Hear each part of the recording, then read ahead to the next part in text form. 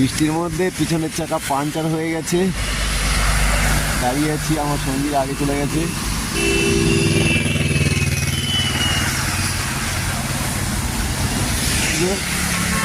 Break ঢুকে আছে, বের করে ঠিক করতে হবে, তারপরে যাওয়া।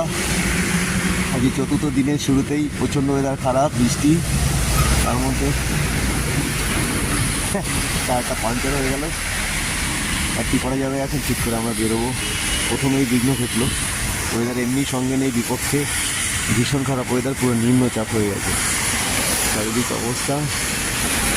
আকাশ পুরো মেঘে কালো, রাস্তায় জলে ভর্তি, গাড়ি যাচ্ছে আমার পিঠে জল ছিটিয়ে দিয়ে চলে যাচ্ছে।